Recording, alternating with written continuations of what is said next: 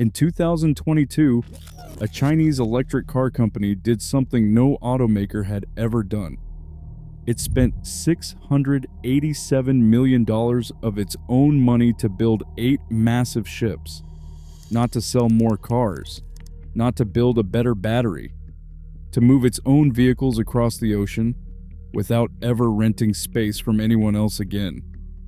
That is nearly $1 billion spent on an industry BYD had never operated in before. Shipping.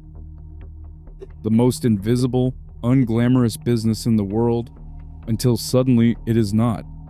Was this the smartest logistics move an automaker has made in decades? Or a bet so large it could take years to know if it actually pays off? If you like videos that dig into the strategy behind the world's biggest companies, hit like and subscribe so you never miss one. By the end of this video, you will have every piece of evidence. What you decide is up to you. To understand why BYD made this bet, you have to go back further than 2022. Back to 2008, when the global financial crisis hit, ship owners around the world did something that seemed reasonable at the time. They stopped ordering new car carriers. Demand had collapsed, credit was tight, and nobody wanted to gamble on new ships nobody needed. That caution lasted for over a decade. Owners barely replaced aging vessels, let alone expanded the fleet. Nobody was thinking about what would happen if demand ever came roaring back.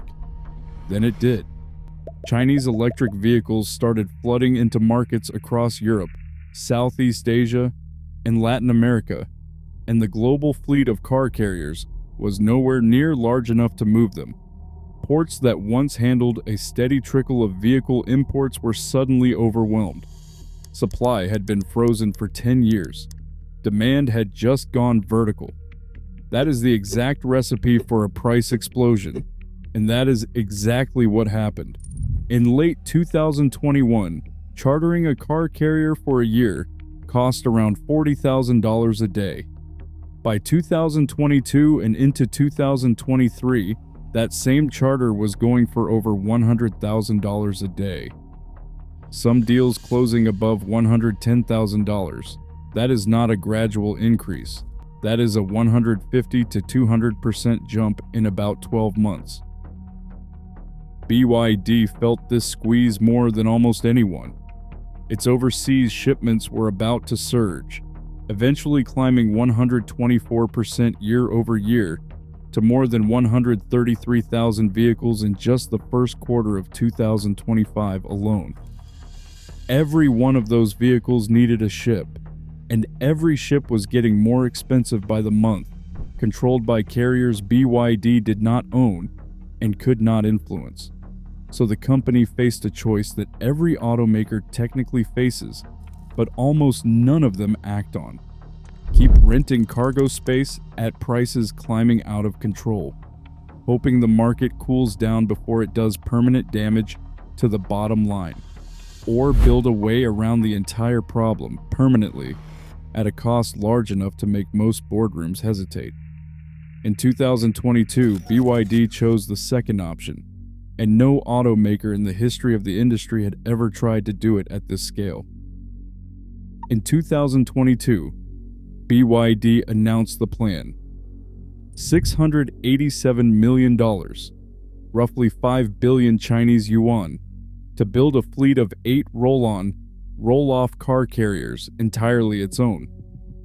2 of the ships were ordered at Guangzhou Shipyard International. The other 6 went to CIMC Raffles. At the time, plenty of people inside the shipping industry found the idea almost strange. This was a car company, not a shipping company, promising to build and operate some of the largest vessels on the ocean. Then the ships started arriving.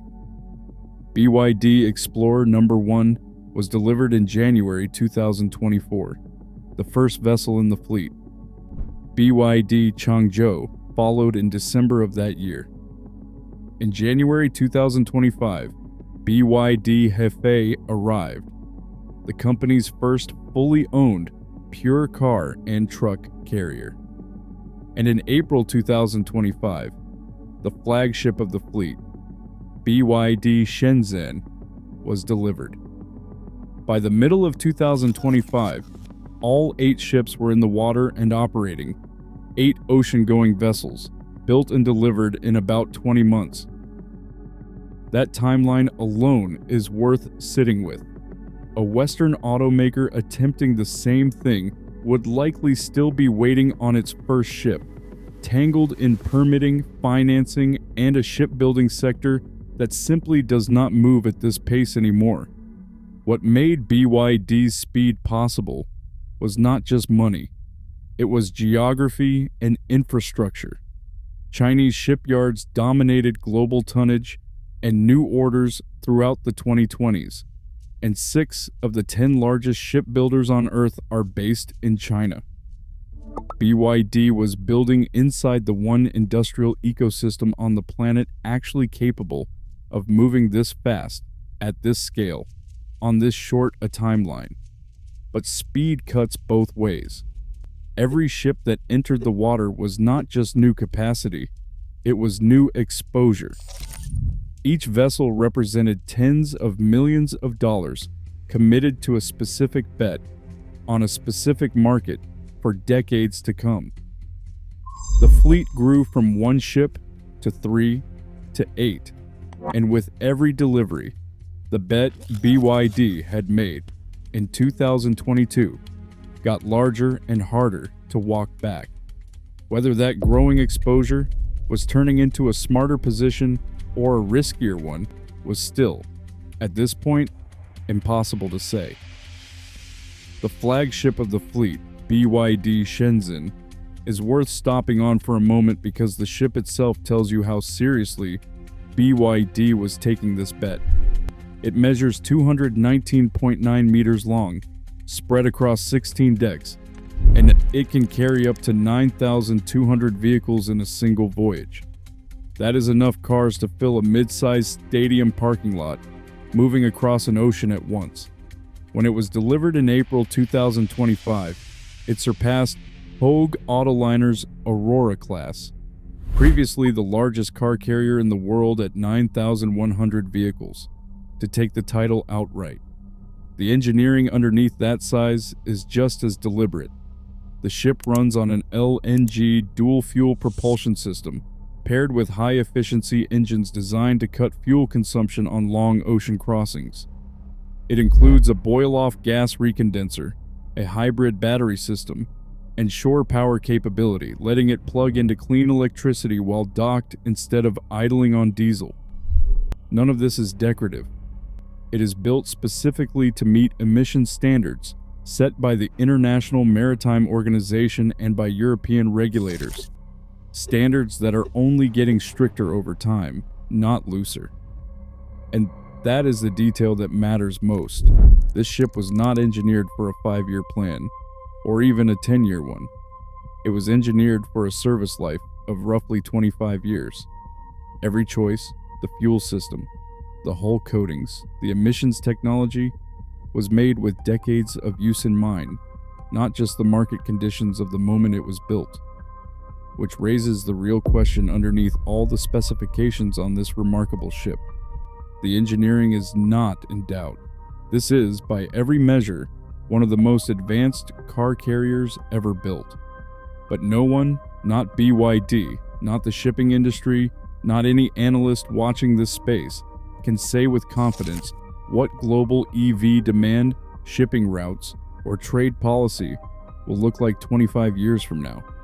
The ship is built to last a quarter century. Whether the business case underneath it lasts that long is an entirely different question. In June 2025, BYD Changzhou made a delivery that showed exactly why this fleet was worth building.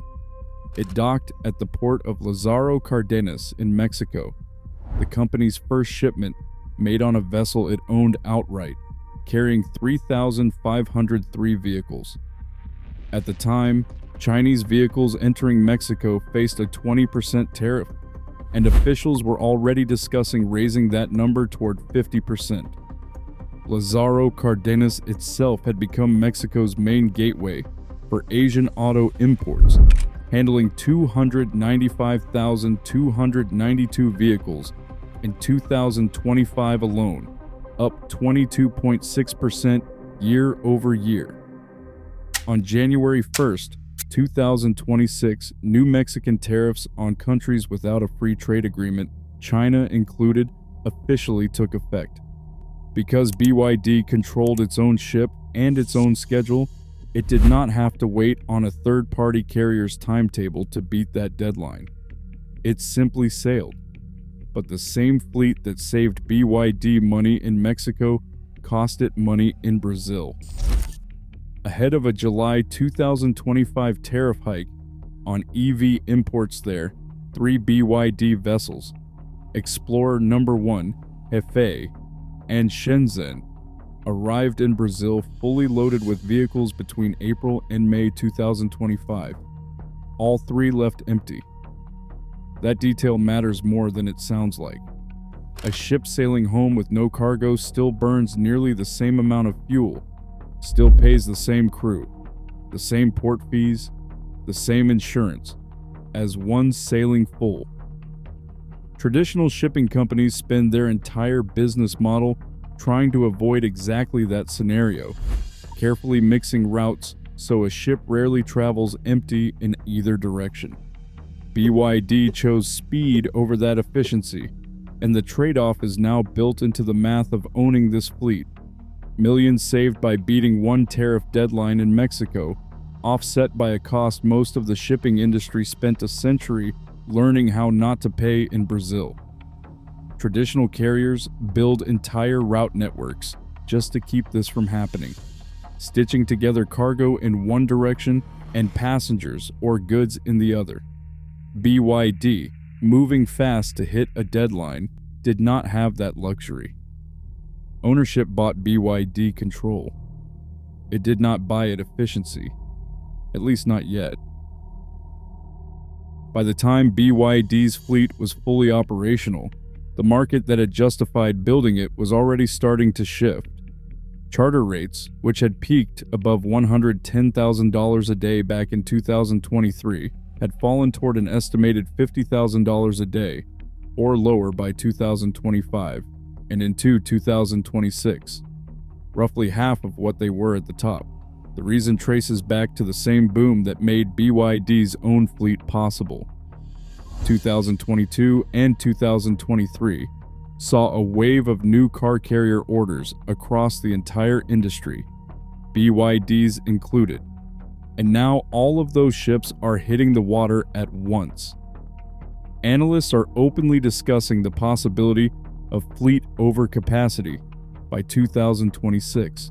The scarcity that once made owning ships look brilliant is starting to disappear. There is a second complication, and it comes from inside BYD's own strategy. At the same time it was building this fleet, the company was also building local factories in Brazil, Hungary, Thailand, and Uzbekistan, each one designed to produce vehicles closer to the customers who will eventually buy them. If those plants succeed, vehicles built for those regional markets will not need to cross an ocean at all, which means the more BYD succeeds at manufacturing locally, the less essential its own ships potentially become. None of this erases what the fleet has already delivered. Independence from a volatile charter market, control over its own shipping schedule, and the ability to beat tariff deadlines on its own timeline, all of that is real, and all of it is difficult for a competitor to replicate quickly. But the fleet was also built as a 25-year commitment, placed into a market that nobody, including BYD, can predict that far out.